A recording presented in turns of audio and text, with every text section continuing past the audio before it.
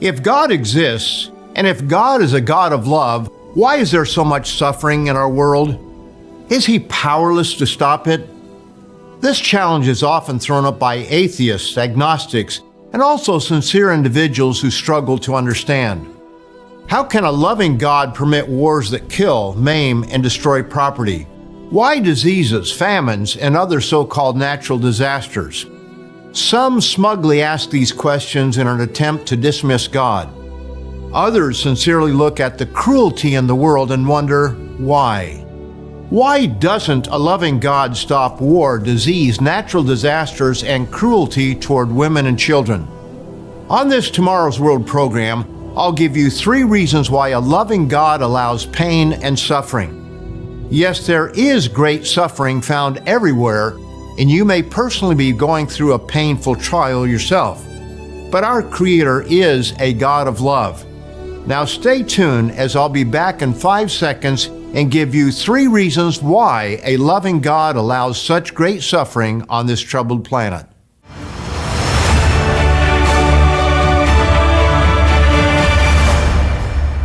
A warm welcome to all of you from all of us here at Tomorrow's World, where we fearlessly take on the hard questions and tell you the plain truth straight from the pages of the Bible. Atheists and agnostics think they have the perfect argument against God's existence when they ask, how can there be a loving God when children are abused, women are raped, people die from excruciatingly painful diseases, and innocent people are displaced and killed in war? There are answers, and I'll give you 3 of them today. But there are 2 aspects to this question. Number 1, does God exist? And number 2, if He does, is He truly a God of love? Please bear with me as I address the question of God's existence. Frankly, dear friends, that is not as difficult as some make it out to be. It comes down to this. Either the vast universe and life on this planet is the result of blind chance, or it is the result of an intelligent designer, in other words, God. Setting aside the huge question of how the universe came to be, let me get to the crux of this issue of life itself. Could life arise from non-living matter by chance?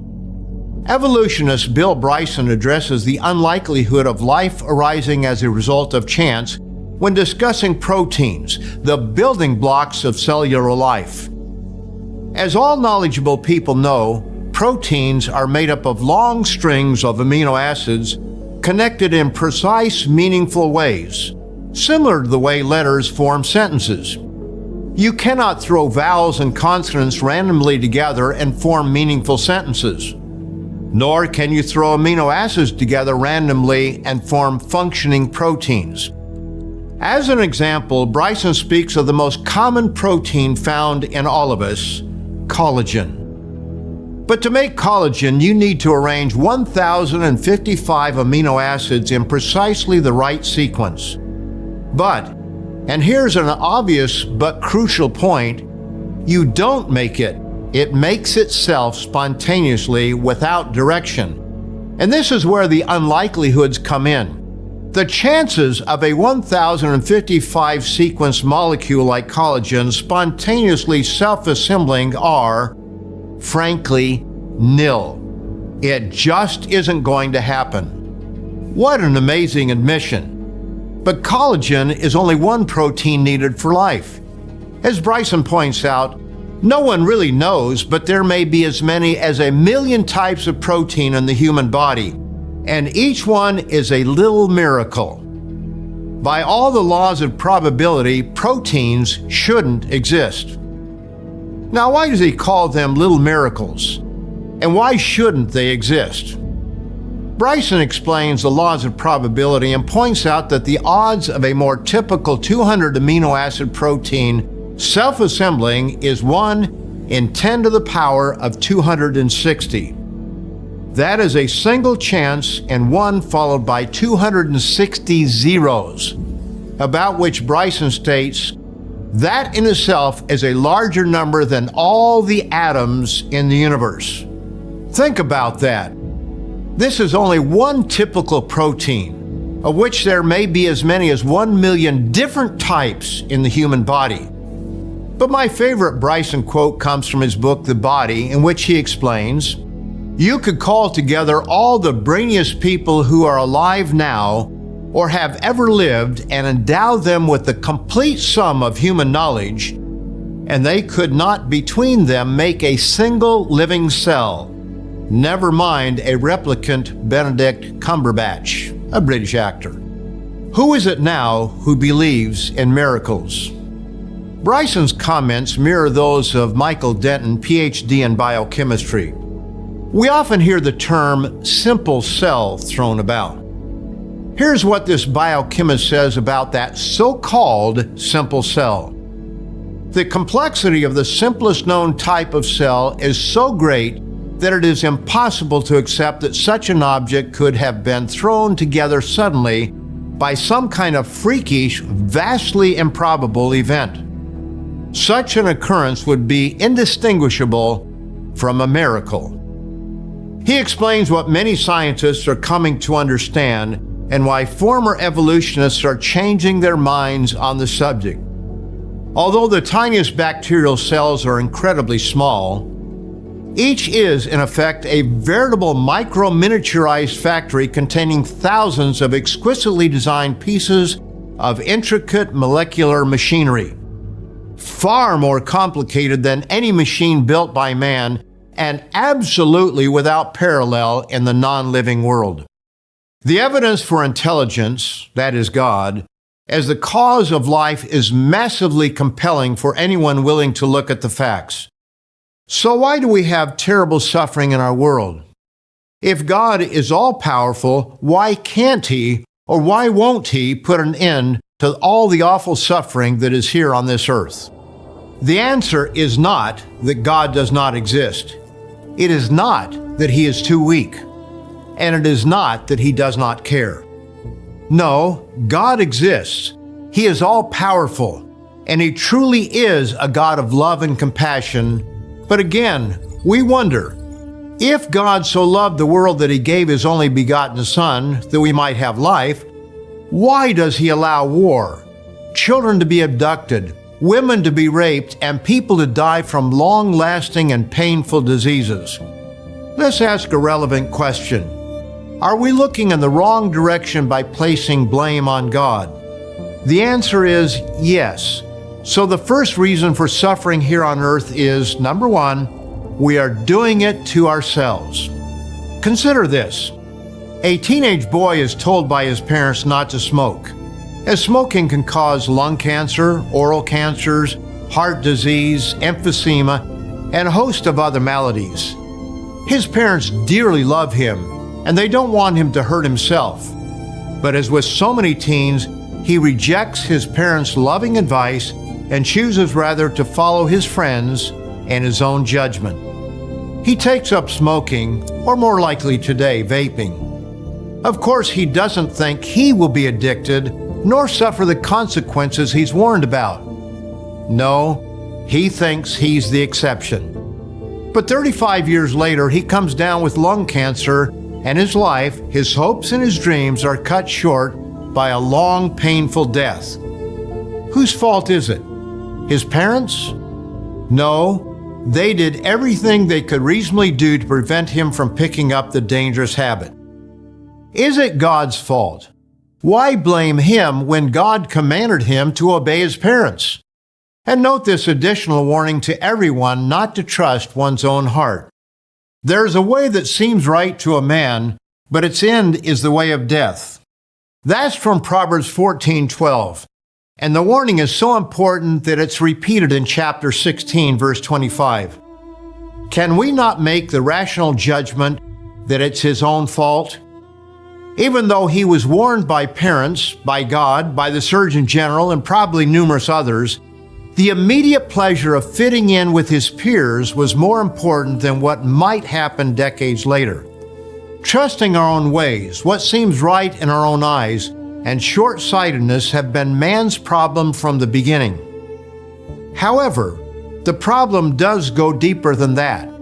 When God created the first man and woman, He placed them in a beautiful garden filled with the most delicious organic fruits and vegetables that one could ever imagine. In this garden, He planted two special trees. We read of them in Genesis 2, verse 9. And out of the ground the Lord God made every tree grow that is pleasant to the sight and good for food. The tree of life was also in the midst of the garden, and the tree of the knowledge of good and evil. These two trees were symbolic. To eat of the tree of life was the choice to trust God for determining right and wrong, and to live accordingly. But to take of the other tree was an act of rebellion against God's rule, symbolizing man choosing for himself to determine good and evil. We are not animals that act according to instinct, but God made us free moral agents. We must make moral choices, and His laws reveal which choices are right. And He informs us that there are consequences for our decisions. Deuteronomy, the 30th chapter and verse 19 tells us, I call heaven and earth as witnesses today against you, that I have set before you life and death, blessing and cursing. Therefore, choose life, that both you and your descendants may live. There was no ambiguity here. Blessings and life on one side, curses and death on the other. So why do we blame God for the choices that we freely make? Just as with a rebellious teenage son, we think we know better. We think God is keeping something good from us because there is a temporary benefit. For the teenager, the vanity of being accepted and looking good in the eyes of his friends seems worth taking a risk on something that may or may not happen in the future. To anyone with an objective mind, the blame for our pain and suffering is our own, not God's. He made us free moral agents and leaves it up to us to choose. Still, people argue an all-powerful, loving God should stop it. Now let us consider how God would stop us from making bad decisions and suffering the consequences of them. God would have to take away free moral agency. In effect, He would have to force us to make right choices. But our first parents said, by rebelling against God and taking of the forbidden tree, God, stay out of our business. Don't tell us what to do. We want to do our own thing. And if we're honest with ourselves, we must admit we're no different. Yes, we may rationalize that we are different, but we deceive ourselves, as Jeremiah told us in the 17th chapter and verse 9. The heart, that is, the mind of man, is deceitful above all things and desperately wicked. Who can know it? Wars are fought between nations, between neighbors, and even in homes between husbands and wives. Whether it is domestic violence or whether it is one nation warring against another, the result is pain and sorrow. When there is conflict between individuals or nations, there are causes. And one cause is revealed to us in James, the 4th chapter, verses 1 and 2. Where do wars and fights come from among you? Do they not come from your desires for pleasure that war in your members? You lust and do not have. You murder and covet and cannot obtain. You fight and war. Selfish desire, lust, and greed end in conflict. But we learn elsewhere another cause of conflict, and that is human pride. Notice these proverbs. By pride comes nothing but strife, but with the well-advised is wisdom. That's chapter 13 and verse 10. Pride goes before destruction, and a haughty spirit before a fall. That's chapter 16 and verse 18. He who is of a proud heart stirs up strife, but he who trusts in the Lord will be prospered. That's from Proverbs 28, verse 25. As we see, human nature involves lust, greed, pride, and selfish desire. To put it another way, we want what we want and dismiss God's law of outgoing concern. As explained earlier, rather than blaming God, reason number one is we are doing it to ourselves. Blaming God is easy, but it's wrong-headed. Most of our trials are a direct result of our own actions. How can one blame God for lung cancer if we refuse to heed the warnings? The same can be said for wars, accidents, and injuries. So don't blame God. The fault is with human beings. But there are other reasons for suffering as well. Number 2, God is a loving parent who occasionally punishes us for our good. Not only has God put in place natural consequences for disobedience, but He also steps in as a loving parent to remind us when we go astray. This is explained in Hebrews, the 12th chapter, beginning in verse 5. And you have forgotten the exhortation which speaks to you as to sons. My son, do not despise the chastening of the Lord, nor be discouraged when you are rebuked by Him.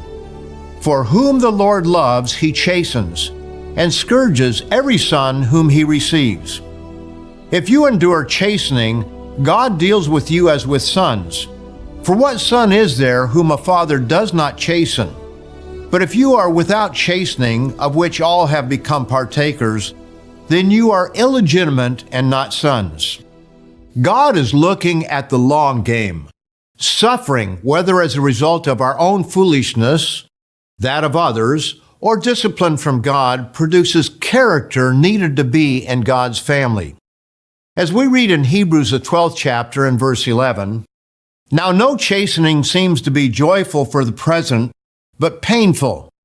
Nevertheless, afterward it yields the peaceable fruit of righteousness to those who have been trained by it. And this brings me to the most important reason for human suffering. Number 3, God desires for us to live forever in His kingdom as His children. Most people have no idea why God created us. To them, we're here to cram into life as much happiness, fun, and success as possible before we die. They see this life as a dessert, and anything that comes later as the broccoli. Few understand what is at stake: a few years on earth or life for eternity. And what kind of eternity? The Bible is clear. Scripture after scripture speaks of us becoming children of God. The Apostle Paul even calls us joint heirs with Christ. Notice Romans, the 8th chapter, verses 14 to 17. For as many as are led by the Spirit of God, these are sons of God. For you did not receive the spirit of bondage again to fear, but you received the spirit of adoption, by whom we cry out, Abba, or that is Daddy, Father. The Spirit Himself bears witness with our spirit that we are children of God. And if children, then heirs, heirs of God and joint heirs with Christ. Now notice this: if indeed we suffer with Him, that we may also be glorified together.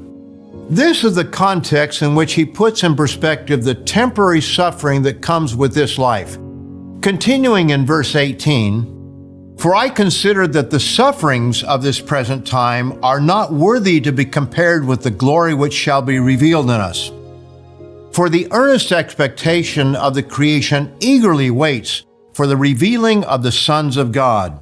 For the creation was subjected to futility, not willingly, but because of Him who subjected it in hope. Because the creation itself also will be delivered from the bondage of corruption into the glorious liberty of the children of God. In light of this, consider the common refrain, no pain, no gain. Yes, this temporary existence with all its trials, no matter how severe they may be, is nothing in comparison to what the future holds for those who learn to put God first. This is why Paul also said, and we know that all things work together for good to those who love God, to those who are the called according to His purpose. That's from Romans, the 8th chapter, and verse 28. There's much suffering in our world, some excruciating and long-lasting. But blaming God is wrong-headed. He's given us free moral agency to make decisions. Most of the heartache we suffer is a result of bad decisions. Sometimes it's the decision of others that cause us grief, but much of the time it's our own. Some suffering is a direct result of God stepping in as a loving parent to let us know that we are on the wrong track. He wants us to succeed. He wants us to be in His kingdom. And a few years of pain now can yield far greater reward. As it tells us in Psalm 16 and verse 11, "You will show me the path of life. In your presence is fullness of joy. At your right hand are pleasures forevermore." All suffering must be understood in the context of John 3:16. "For God so loved the world that He gave His only begotten Son, that whoever believes in Him should not perish, but have everlasting life." I hope you profited from this video. If you found it helpful and want to learn more, be sure to get your free study guide on John 3:16 by clicking the link in the description or go to twtv.org/John316. We here at Tomorrow's World want to help you understand our world through the pages of the Bible. So be sure to like, subscribe, and hit the bell so you don't miss another video. Thanks for watching. See you next time.